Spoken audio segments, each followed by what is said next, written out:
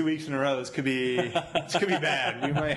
We might not look good. So a regular show here, and the first topic is going to be Ozzie Guillen going to the Florida Marlins. What's your take on that? Well, it's not really. I think it's not really that surprising. I mean, they didn't have that great a team this year. Which part's not surprising? Well, the part that he's not on the White Sox anymore, or the part that he's going to the Marlins? I think it's not surprising he's leaving because I think they were. They loaded up on the free agents, didn't really pan out. And, Kenny Phillips, the GM, it looked like they were going to have a good team. And then it just, Adam Dunn, I mean, the Nationals let him go. I mean, he just was a complete nightmare there. But those guys have always had kind of a rough kind of relationship there. And Ozzie's been very outspoken about things. And it's been a little rough. So I agree with you. I wasn't surprised to see him go.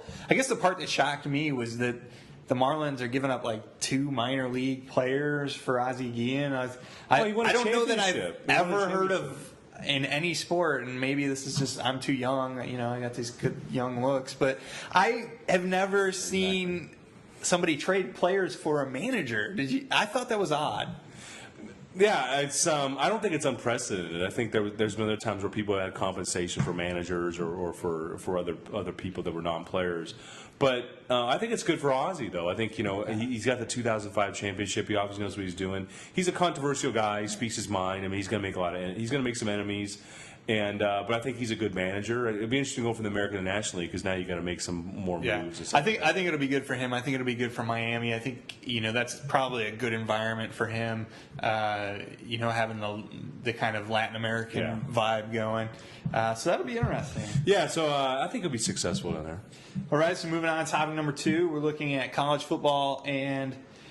I was very interested this week because LSU kind of jumped over.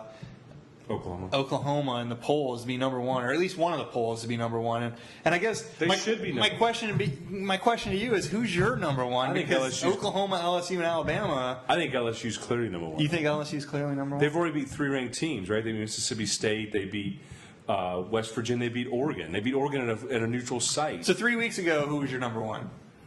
I thought Oklahoma. Well, going into the season, I thought Oklahoma would be. But I mean, you got to give LSU, their props here for beating. Okay, so here's where I disagree with you.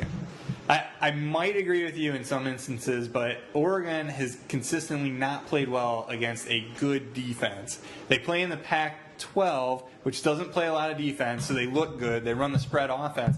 But when they've matched up against teams, played the national championship game last year. I know when they've played against teams like Ohio State, Auburn, and now you see them against LSU, and the defense of those teams is a higher caliber than the Pac-12, and you see them just kind of get beat down. I think LSU's clearly. And West Virginia, I don't give a lot of credit for beating 16th West Virginia, who's probably going to drop now down to like 23. They have a decent offense. I don't think they've ever had a defense. They play that weird 3-3-5. So who's your number 1? I don't think it's very good. I think I'm going to stick with Oklahoma. I'm going to go with my gut. Back at going into the season, I said they're number 1. Nothing's happened to say that they're not number 1. I think LSU's outperformed them though. I think LSU's played well. Oklahoma's got their shot. But their offense, LSU's offense is not up there. I agree with you. Their defense is NFL caliber, but their offense isn't there yet. And so you go against these teams that aren't that great. I just don't give them that much credit that I'm going to jump them over Oklahoma at this point. Now, after they play somebody like Florida, I might have a different opinion. I think they're clearly the number 1 team. But I'd like to see them run their SEC schedule, I guess is what I'm saying. So, continuing with college football, did you catch the end of that Toledo-Syracuse game? That was great, yeah. Was that great? I mean, what? Well, that just goes to prove, just because you put replay in it doesn't solve all your problems. I don't know how you can get a replay like that wrong. It was pretty bad. I mean, it was clearly missed. That was the most shocking thing I saw all weekend.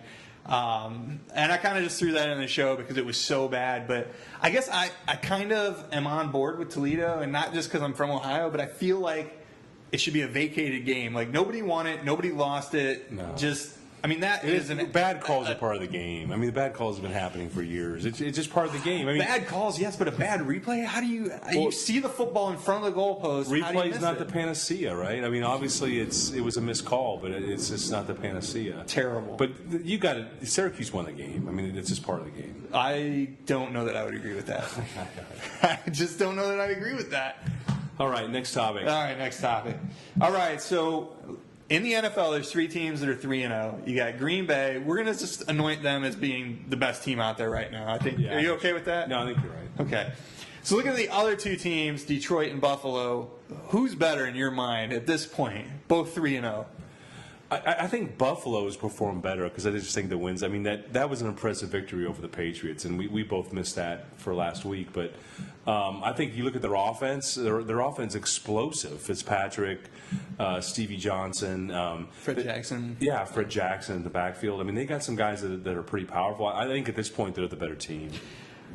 I'm going to disagree with you for just argument's sake. For the 95th time? I mean, it happens a lot. But I'm going to go with, I know they beat New England, and I want to give them a lot of credit for that, but there were just so many fluky plays that really helped them out. I feel like it was better to be lucky than good in that game. And then they played Kansas City and Oakland, and I'm not giving them credit for those wins. So Oakland just beat the Jets. Still, that doesn't help the case. I don't think the Jets are that great, buddy. Sorry. Come on. I'm going to give Detroit the nod right now because they've played Tampa and they've played Minnesota, which I think is borderline. They're good. 0-3. I know, but I think they're borderline good. I think you like to see the facts you like, and you just ignore the facts you don't It's like. possible. I could.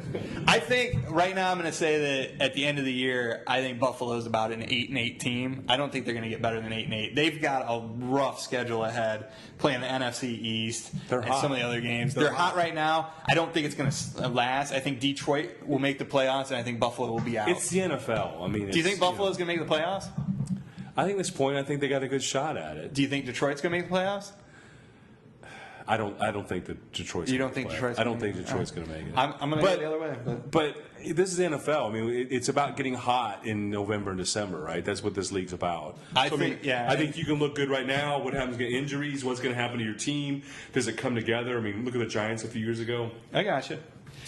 I think Buffalo's got a rougher schedule down the stretch than Detroit does, and that's why I'm gonna go with Detroit. But we'll see what happens. No doubt. So continuing with the NFL, Michael Vick, the Philly Eagles there, had a rough game. Vick comes out, and then after the game in the press conference, he's saying he's not getting the calls that other quarterbacks do.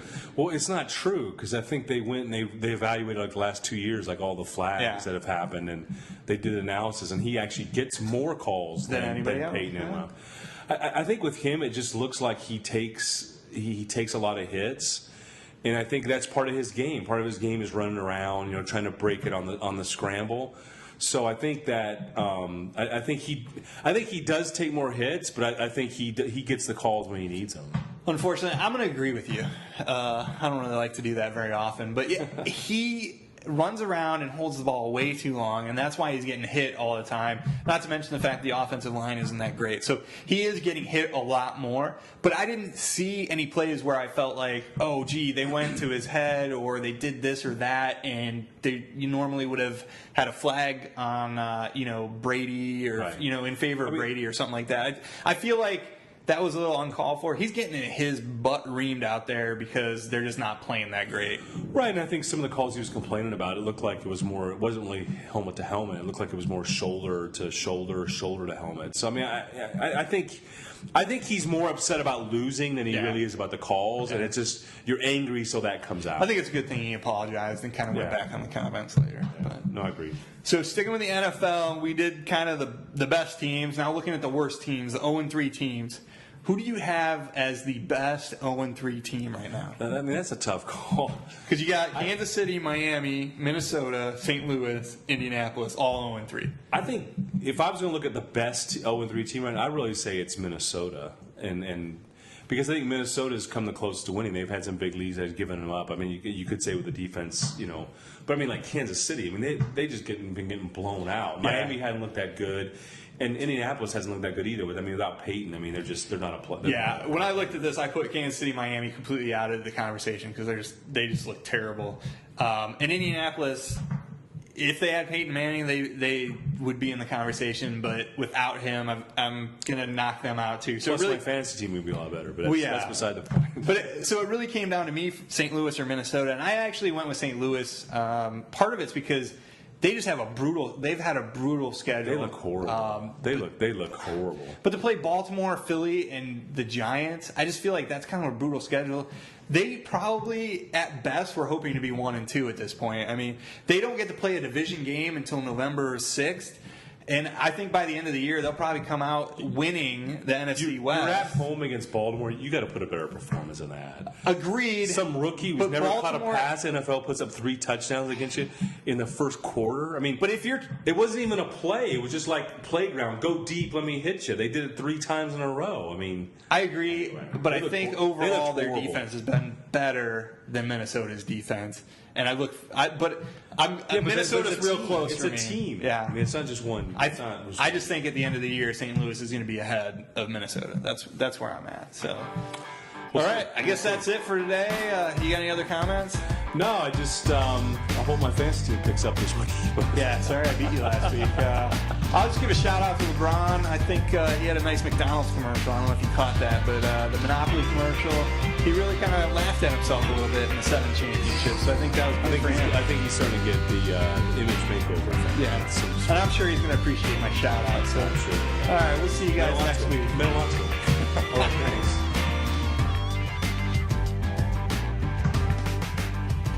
Did you see that commercial?